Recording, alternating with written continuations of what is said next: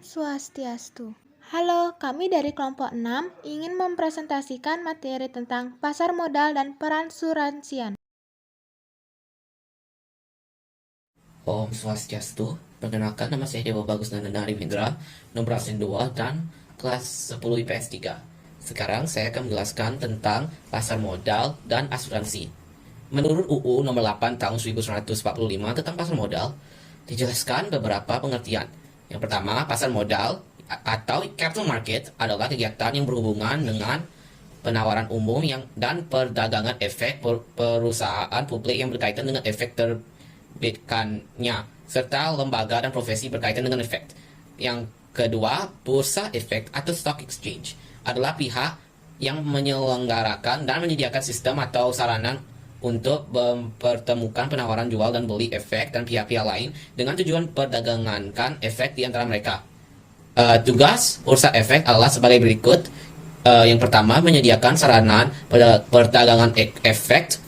Dua, mengupayakan likuiditas perdagangan efek. Yang ketiga, menyebarluaskan informasi bursa ke seluruh lapisan masyarakat. Empat, masyarakatkan pasar modal untuk menarik calon investor dan perusahaan yang go public.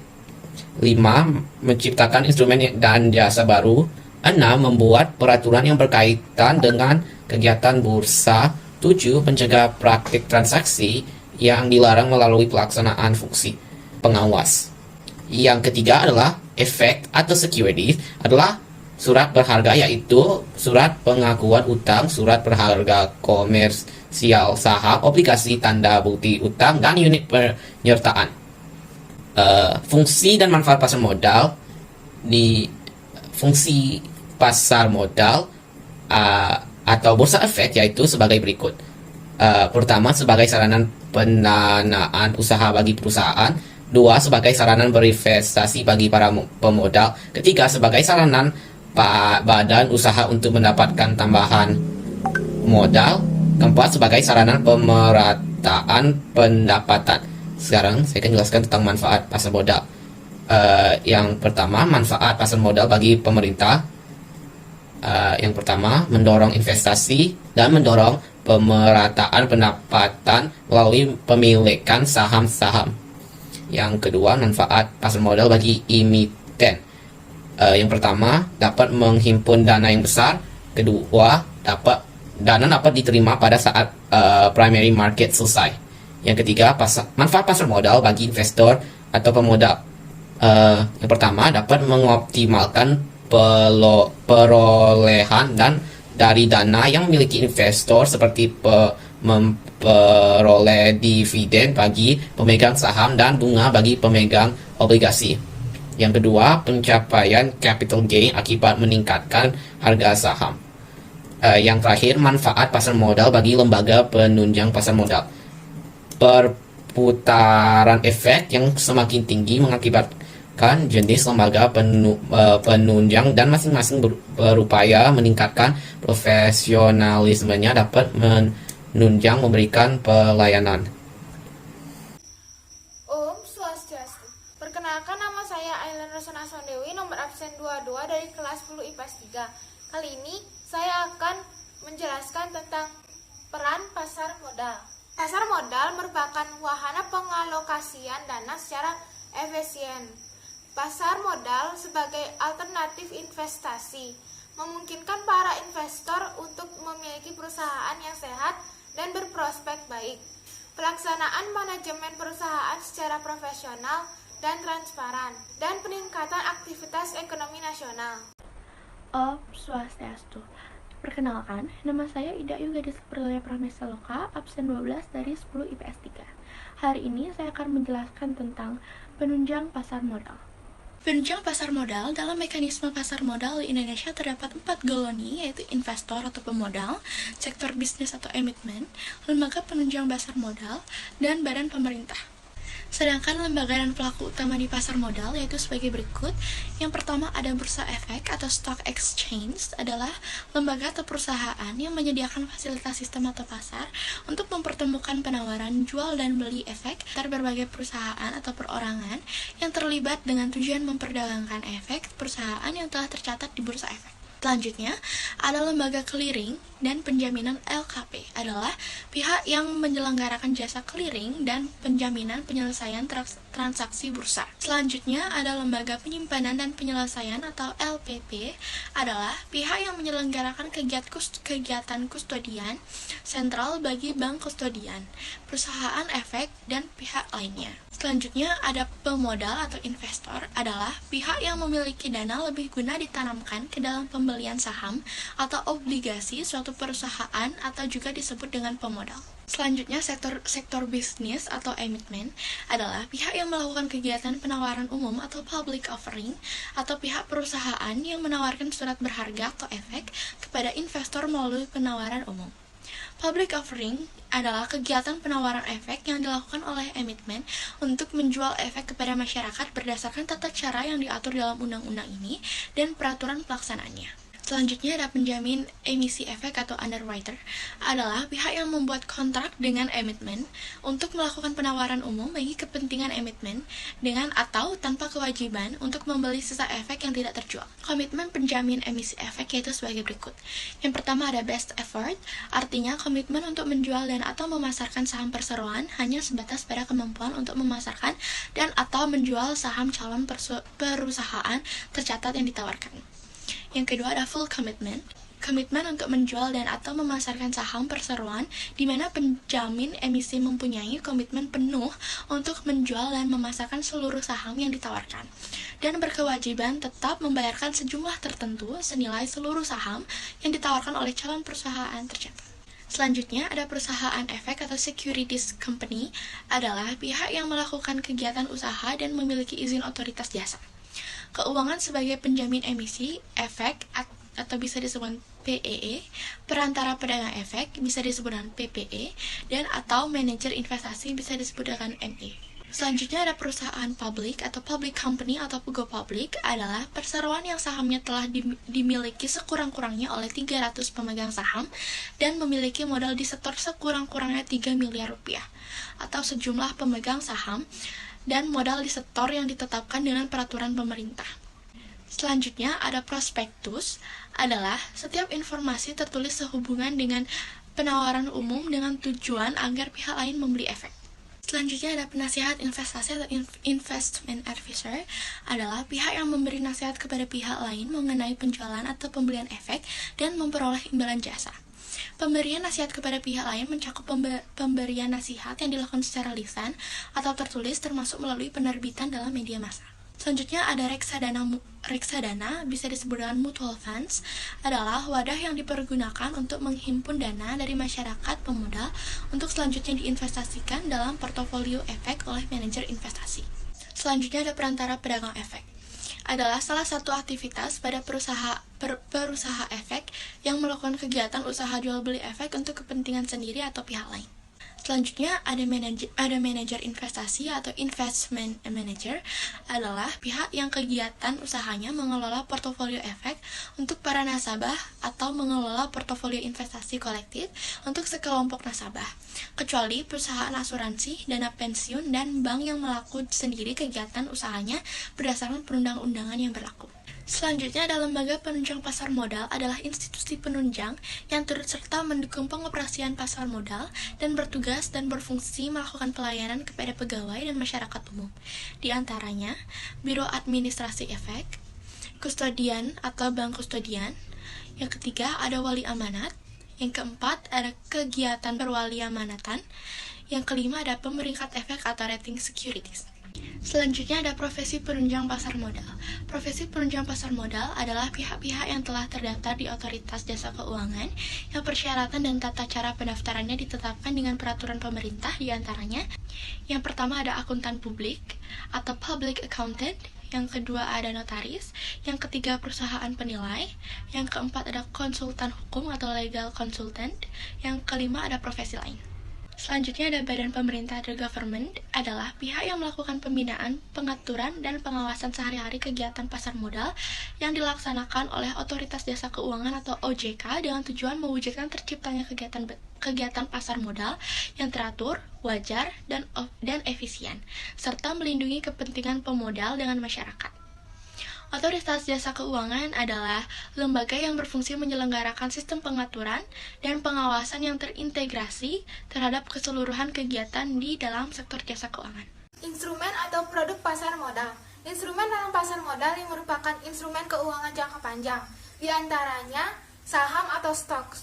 Saham adalah tanda penyertaan modal pada perseroan terbatas atau PT, atau merupakan surat berharga yang menunjukkan kepemilikan atau penyertaan modal investor di dalam suatu perusahaan.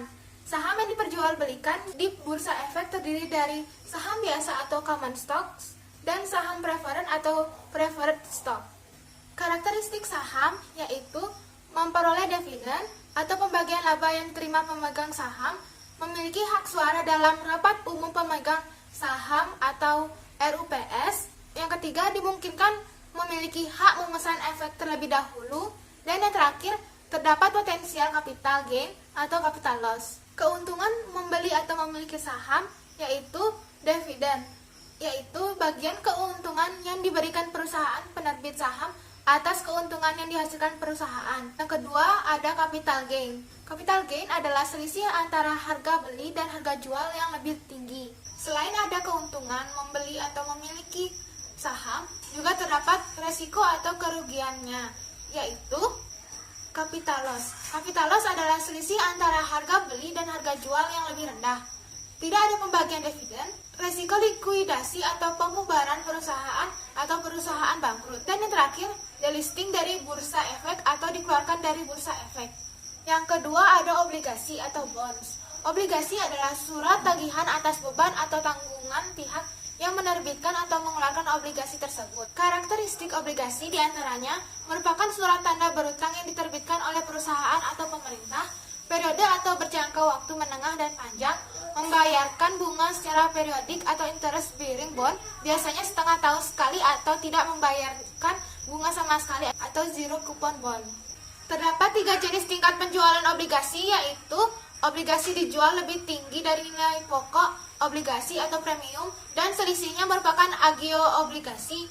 Obligasi dijual sama dengan nilai pokok obligasi atau disebut at par, dan obligasi dijual lebih rendah dari nilai pokok obligasi atau diskon, dan selisihnya merupakan disagio obligasi. Keuntungan memiliki atau membeli obligasi yaitu memberikan pendapat tetap berupa kupon atau bunga. Capital gain yaitu keuntungan penjual obligasi dengan harga lebih tinggi dibandingkan dengan harga belinya. Dapat dikonversi menjadi saham. Memiliki hak klaim pertama pada saat emiten dilikuidasi dan adanya kepastian imbal balik. Resiko atau kerugian memiliki atau membeli obligasi yaitu resiko gagal bayar atau default risk, atau perusahaan tidak mampu membayar kupon obligasi, maupun resiko perusahaan tidak mampu mengembalikan pokok obligasi. Capital loss yaitu kerugian penjualan obligasi dengan harga lebih rendah dibandingkan dengan harga belinya. Resiko tingkat suku bunga atau interest rate risk, dan resiko likuiditas atau adanya ketidaklancaran dalam pembayaran atau pengembalian.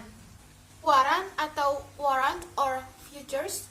Warrant adalah efek yang diterbitkan oleh suatu perusahaan yang memberi hak kepada pemegangnya untuk memesan saham atau obligasi dari perusahaan tersebut pada harga dan jangka waktu tertentu.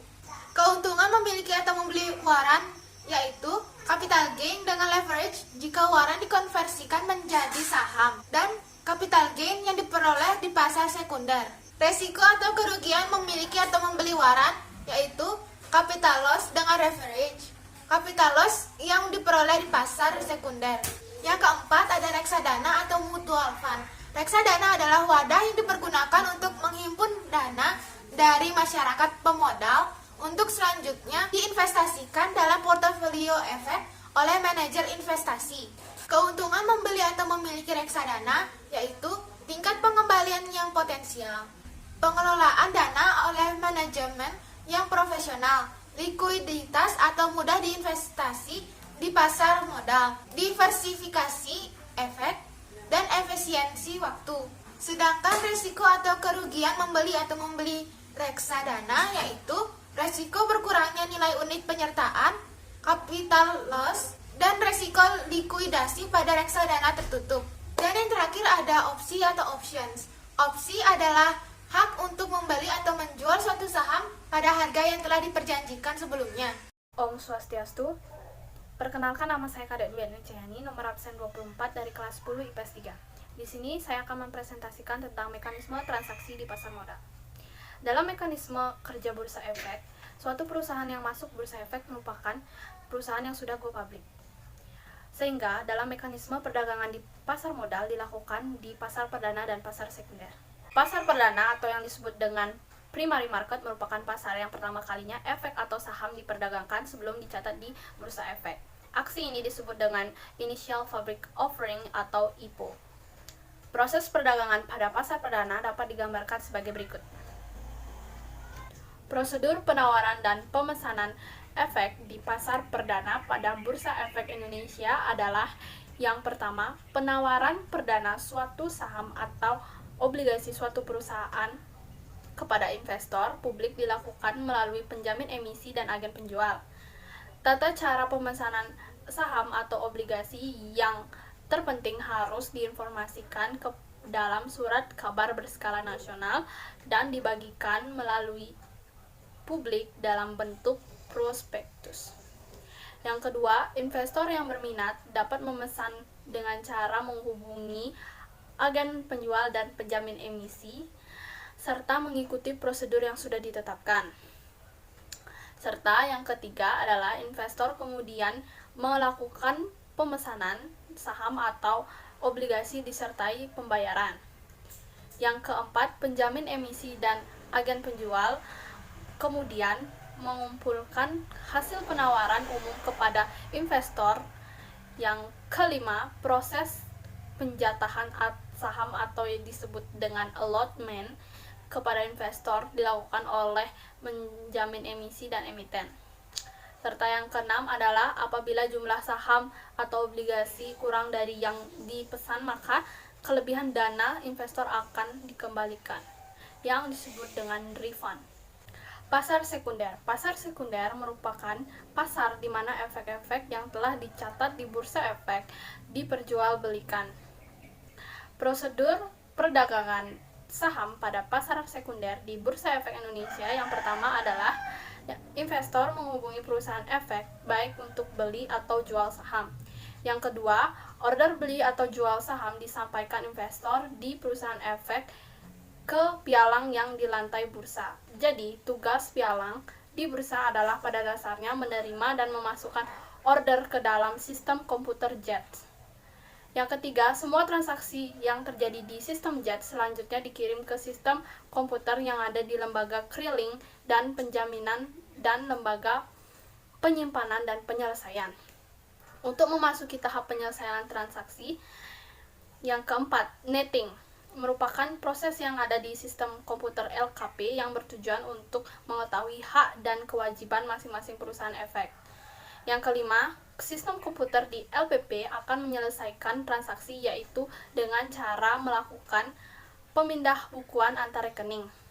Yang keenam, hasil penyelesaian transaksi selanjutnya disampaikan kepada masing-masing perusahaan efek yang soalnya akan menyerahkan hak dan kewajiban para nasabahnya. Yang ketujuh, proses penyelesaian transaksi diselesaikan dalam waktu 3 hari atau dikenal dengan istilah T+3. Berikut skema yang menggambarkan perdagangan saham di Bursa Efek Indonesia. Kenalkan, nama saya Niputu Jessica Eswaria, saya kelas 10 IPS 3 nomor absen 34. Hari ini saya akan menjelaskan tentang pengertian investasi pasar modal. Investasi atau investment merupakan kegiatan membeli produk keuangan dengan harapan mendapatkan nilai jual yang lebih tinggi dan bagi hasil pada masa mendatang. Dengan melakukan investasi, orang akan memiliki aset di masa depan. Investasi di pasar modal. Sebelum berinvestasi di pasar modal, investor harus membuka rekening di salah satu perusahaan efek. Jika calon investor lebih menyukai berinvestasi di pasar-pasar yang baru, pilihlah perusahaan efek yang aktif dalam proses peminjaman emisi saham.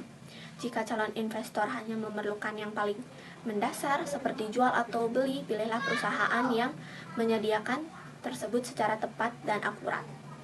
Jika calon investor jasa tambahan seperti nasihat dan saran mengambil keputusan investasi, pilihlah perusahaan yang memiliki analisis yang baik serta berpengalaman. Investor dapat membuka rekening di perusahaan efek dengan cara mengisi dokumen-dokumen umum, dan biasanya investor perlu menyalurkan sejumlah dananya sebagai jaminan dalam proses menyelesaikan transaksi.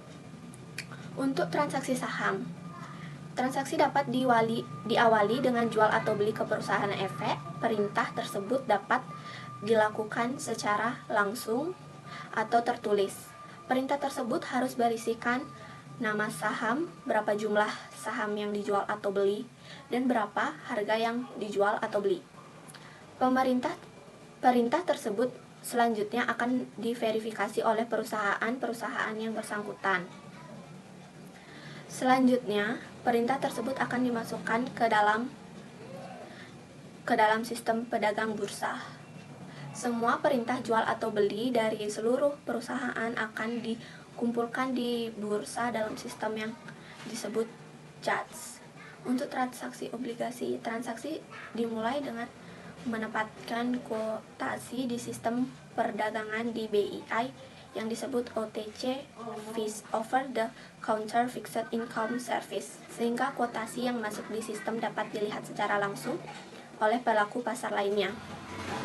Melakukan OTC Fees Over the Counter Fixed Income Service, partisipan dapat melihat kuotasi yang paling menarik bagi dirinya.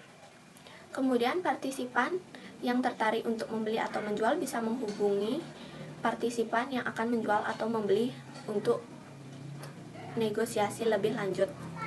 Di sini saya akan menjelaskan tentang pengertian asuransi. Asuransi adalah salah satu bentuk pengendalian risiko yang dilakukan dengan cara mengalihkan atau transfer risiko dari satu pihak ke pihak lainnya. Dalam hal ini adalah perusahaan asuransi. Asuransi syariah adalah kumpulan perjanjian perusahaan asuransi dan pemegang polis dan perjanjian di antara para pemegang polis dalam rangka pengelolaan kontribusi berdasarkan prinsip syariah guna saling menolong dan melindungi. Premi asuransi adalah sejumlah uang yang ditetapkan oleh pemerintah asuransi atau perusahaan reasuransi dan disetujui oleh pemegang polis untuk dibayarkan berdasarkan perjanjian asuransi atau perjanjian reasumsi. Sejumlah uang yang ditetapkan berdasarkan ketentuan peraturan perundang-undangan yang mendasari program asuransi wajib. Sekarang saya akan menjelaskan tentang fungsi asuransi. Yang pertama, fungsi primer. Yang pertama adalah pengalihan risiko sebagai sarana atau mekanisme pengalihan kemungkinan risiko, kerugian, dan dari terganggu sebagai original risk bearer kepada satu atau beberapa penanggung. Kedua, penghimpun dana sebagai penghimpun dana dari masyarakat akan dibayarkan kepada mereka yang mengalami musibah. Dana yang dihimpun tersebut berupa prime atau prime atau biaya asuransi yang dibayar oleh terganggu kepada penanggung. Yang kedua adalah fungsi sekunder. Yang pertama adalah ekspor terselubung sebagai penjualan terselubung komoditas atau barang-barang tak nyata ke luar negeri. Yang kedua, perangsang pertumbuhan ekonomi untuk merangsang pertumbuhan usaha, mencegah kerugian, pengendalian kerugian, memiliki manfaat sosial dan sebagai tabungan. Manfaat asuransi yaitu memberikan rasa sama sebagai pengendalian kerugian dan untuk dana investasi. Selanjutnya ada peran asuransi. Peran asuransi terhadap masyarakat sangat penting karena asuransi akan semakin meningkatkan kesejahteraan rakyat. Dengan memiliki asuransi, maka kita akan tenang. Ketenangan ini penting dalam menjalani kehidupan hari demi hari. Aktivitas apapun yang kita lakukan akan mudah jika jiwa kita tenang. Keresahan dan kegelisahan jiwa akan membawa dampak buruk bagi kesehatan kita. Bila terjadi suatu bencana atau malapetaka, maka sebuah benda akan kehilangan fungsi dan kegunaannya. Dan manusia sebagai pengguna akan mengalami kerugian atau kehilangan manfaat dari benda tersebut. Dan menjadi peserta asuransi diharapkan pada saat terjadinya risiko sesuai dengan barang atau benda yang diasuransikan, sehingga sebagai pengguna, peserta mendapatkan kembali fungsi dari kegunaan barang atau benda tersebut. Jenis asuransi. Jenis asuransi dibagi menjadi beberapa bagian, yaitu asuransi jiwa, asuransi kesehatan, asuransi jaminan hari tua, asuransi kendaraan, asuransi kepemilikan rumah dan properti, asuransi pendidikan, dan asuransi syariah. Asuransi jiwa. Asuransi jiwa untuk menanggung orang dari kerugian finansial tidak terduga yang disebabkan oleh resiko kematian atau resiko hidup terlalu lama. Yang kedua ada asuransi kesehatan. Asuransi kesehatan merupakan sebuah produk asuransi yang khusus menangani masalah kesehatan akibat suatu penyakit dan menanggung proses perawatan kepada para anggota asuransinya. Yang ketiga ada asuransi jaminan hari tua. Asuransi ini bertujuan memberikan kepastian pendapatan pemegang polis ketika telah menjalani masa pensiun dan kepada keluarganya apabila tertanggung meninggal dunia. Yang keempat ada asuransi kendaraan untuk memberikan jaminan perlindungan dari kerugian atau kerusakan kendaraan bermotor. Kerugian atau kerusakan yang ditanggung oleh pihak penyedia jasa asuransi kendaraan bermotor yaitu pencurian, kecelakaan lalu lintas seperti benturan, dan tabrakan. Yang kelima ada kepemilikan rumah dan properti. Untuk melindungi pemilik rumah dari kerugian yang berkaitan dengan tempat tinggal mereka, asuransi properti pribadi melindungi terhadap kehilangan atau kerusakan barang-barang tertentu milik pribadi. Yang keenam, asuransi pendidikan merupakan sebuah solusi cerdas untuk menjamin kehidupan menjadi lebih baik karena bisa sebagai alternatif tabungan pendidikan bagi anak yang direncanakan akan menjalani masa sekolah hingga perguruan tinggi. Asuransi pendidikan terbagi menjadi dua jenis, yaitu proteksi dan investasi yang memiliki layanan berbeda. Dan yang terakhir ada asuransi syariah. Fungsi asuransi syariah adalah usaha saling melindungi dan tolong-menolong di antara sejumlah orang melalui investasi dalam bentuk aset dan atau tabaru yang memberikan pola pengembalian untuk menghadapi resiko tertentu melalui akad yang sesuai dengan syariah. Prinsip kegiatan usaha asuransi dalam dunia asuransi ada 6 macam prinsip dasar yang harus dipenuhi, yaitu yang pertama adalah insurable interest adalah hak untuk mengasuransikan yang timbul dari suatu hubungan keuangan antara tertanggung dengan yang diasuransikan dan diakui secara hukum. Yang kedua adalah utmost good faith, artinya suatu tindakan untuk mengungkapkan secara akurat dan lengkap semua fakta material mengenai sesuatu yang akan diasuransikan, baik diminta maupun tidak. Yang ketiga, proximate cause adalah suatu penyebab aktif efisien yang menimbulkan rangkaian kejadian yang menimbulkan suatu akibat tanpa adanya intervensi suatu yang mulai dan secara aktif dari sumber yang baru dan independen. Yang keempat, indemnity artinya suatu mekanisme di mana penanggung menyediakan kompensasi finansial dalam upayanya menempatkan pertanggung dalam posisi keuangan yang dimiliki sesaat sebelum terjadinya kerugian. Yang kelima adalah subrogation adalah pengalihan hak tuntut dari tertanggung kepada penanggung setelah klaim dibayar. Yang keenam, contribution adalah hak penanggung untuk mengajak penanggung lainnya yang sama-sama menanggung tetapi tidak harus sama kewajibannya terhadap tertanggung untuk ikut memberikan indemnity. Produk asuransi. Produk asuransi merupakan produk keuangan yang berguna untuk melindungi diri dari berbagai resiko kerugian finansial ketika musibah datang.